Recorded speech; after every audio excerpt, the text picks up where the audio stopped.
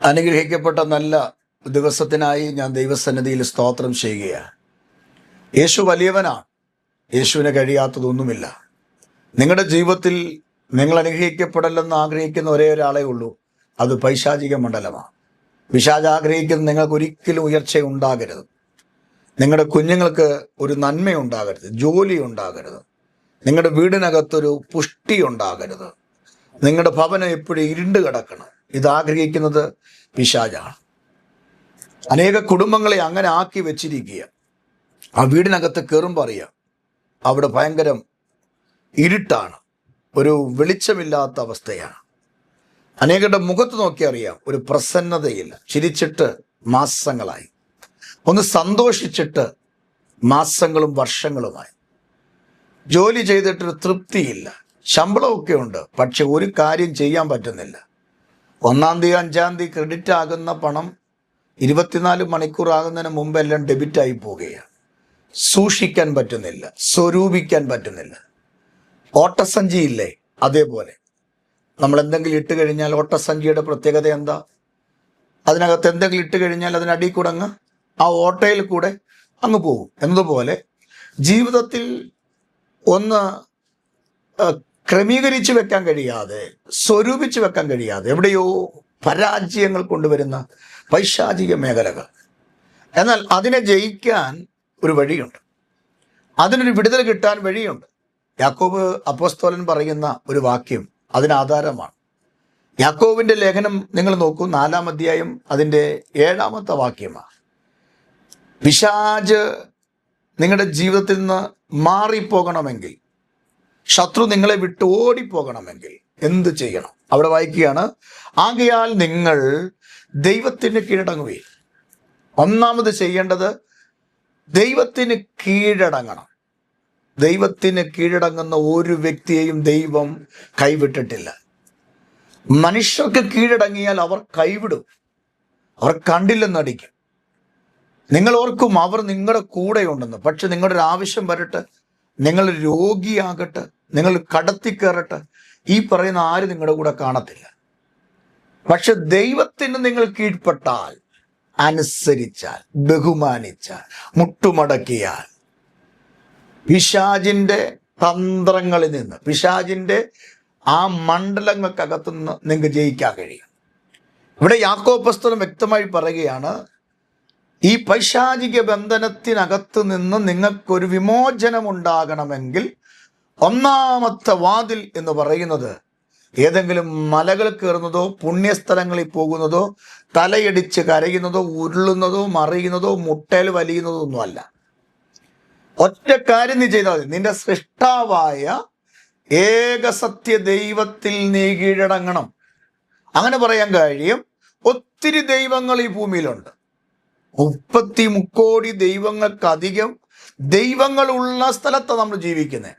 എന്നാൽ ഇതിനകത്ത് ജീവനുള്ളൊരു ദൈവമുണ്ട്. ആ ദൈവമാണ് പ്രപഞ്ചത്തിൻ്റെ സൃഷ്ടാവ്, നമ്മുടെ സൃഷ്ടാവ്. ആ ദൈവത്തെ നീ കണ്ടുപിടിച്ചിട്ട് ആ ദൈവത്തിന് നീ കീഴടങ്ങണം. എല്ലാ കല്ലും മണ്ണും ഇരുമ്പും തുരുമ്പിനും നീ മടങ്ങണമെന്നല്ല ഞാൻ പറയുന്നത്. നീ ഗതി പിടിക്കണമെങ്കിൽ സത്യദൈവത്തെ നീ അറിയണം, ആ സത്യദൈവത്തിന് കീഴ്പ്പെടണം. യാക്കോബ് പറയുക, ആകയാൽ നിങ്ങൾ ദൈവത്തിന് കീഴ്പ്പെടുവീൻ, പിശാചിനോട് എതിർത്ത് നിൽപ്പീൻ, എന്നാൽ അവൻ നിങ്ങളെ വിട്ട് ഓടിപ്പോകും. അപ്പം നമ്മൾ അനുഗ്രഹിക്കപ്പെടാതിരിക്കാനും, നമ്മുടെ കുഞ്ഞുങ്ങൾ നേർവഴി പോകാതിരിക്കാനും, നമ്മുടെ കുടുംബത്തിൽ സമാധാനം, സന്തോഷം, അഭിവൃദ്ധി ഉണ്ടാകാതെ ഇരിക്കാനും, നമ്മളെന്നും രോഗിയായി കഷ്ടപ്പെടണമെന്നും, അധ്വാനിക്കുന്ന പണം മുഴുവനും ഫാർമസിയിലും ഡോക്ടർ റൂമിലും കൊണ്ട് കളയണമെന്നും, ബ്ലേഡുകാരും ബാങ്കുകാരും കൊണ്ടുപോകണമെന്നും, പലിശക്കാർ കൊണ്ടുപോകണമെന്നും പറഞ്ഞ് നിങ്ങളെ നശിപ്പിക്കുന്ന പൈശാചിക മണ്ഡലമുണ്ടല്ലോ, ആ പിശാചിനോട് നിങ്ങൾ എതിർത്ത് നിൽക്കണം. ഒരു മനുഷ്യനോട് നമ്മൾ എതിർക്കത്തില്ലേ? നമുക്ക് ഇഷ്ടമല്ലാത്ത വ്യക്തികളോട് എതിർക്കത്തില്ലേ? പിന്നെ അവരെ നമ്മൾ വീട്ടിൽ കയറ്റത്തില്ല, അവരെ കണ്ടാൽ മിണ്ടത്തില്ല, അവർക്കൊരു ചുംബനം കൊടുക്കത്തില്ല, എന്തോ ഉണ്ടെന്ന് ചോദിക്കത്തില്ല. നമ്മൾ അവരെ കണ്ട വേറെ വഴിയെ നമ്മൾ പോകും. കാരണം എന്താ? എതിർത്തു. വെറുത്തു. ചില ആൾക്കാർ പറയുന്ന കേട്ടിട്ടില്ലേ, ഓ എനിക്ക് അവനെ കാണുന്ന വെറുപ്പാ. എന്നാൽ നാം മനുഷ്യരോട് പറഞ്ഞിട്ട് കാര്യമില്ല. മനുഷ്യരോടല്ല നീ വെറുക്കേണ്ടത്. അതുകൊണ്ട് വേദപുസ്തകം പറയുന്നത് നമുക്ക് പോരാട്ടമുള്ളത് ജഡരക്തങ്ങളോടല്ല, ജഡരക്തങ്ങളോടല്ല, പിശാചിനോടാണ് നമുക്ക് പോരാട്ടമുള്ളത്. ഇവിടെ യാക്കോബ് പറയുകയാണ്, നീ അനുഗ്രഹിക്കപ്പെടണം. എൻ്റെ പ്രിയപ്പെട്ടവരെ, ഈ സന്ദേശം കേൾക്കുന്ന നിങ്ങളോട് ദൈവത്തിൻ്റെ വചനത്തിൽ കൂടെയുള്ള ശക്തമായ ദൂത് പറയുകയാ.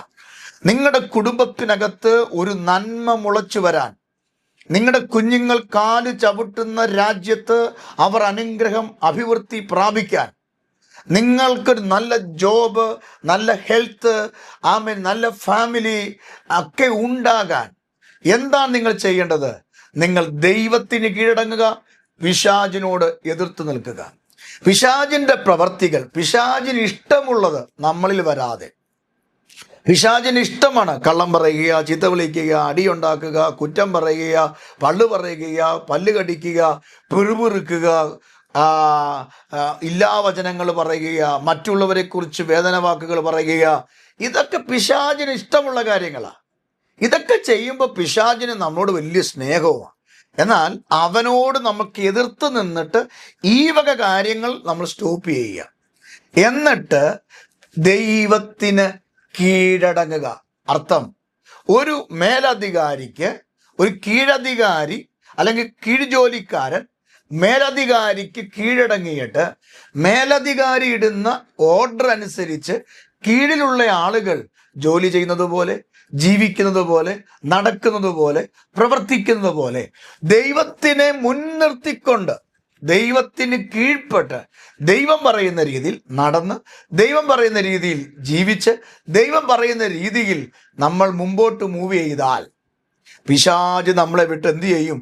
ഓടിപ്പോകും. അതേ പ്രിയരെ, നാള് കുറെ ആയില്ലേ പിശാച് നെരിക്കാൻ തുടങ്ങിയിട്ട്? നാള് കുറെ ആയില്ലേ നിന്റെ വീടിനെ, നിന്റെ കുഞ്ഞിനെ അപകരിക്കാൻ തുടങ്ങിയിട്ട്?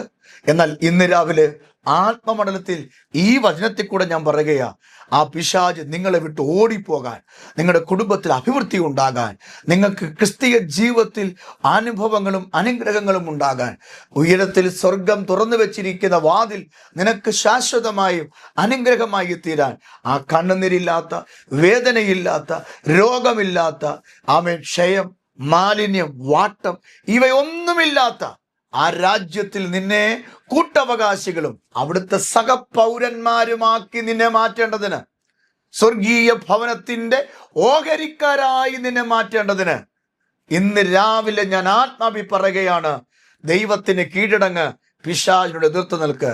ദൈവം നിന്നെക്കുറിച്ച് ആഗ്രഹിക്കുന്ന വിഷയത്തിൽ നീ റെഡിയാകുക.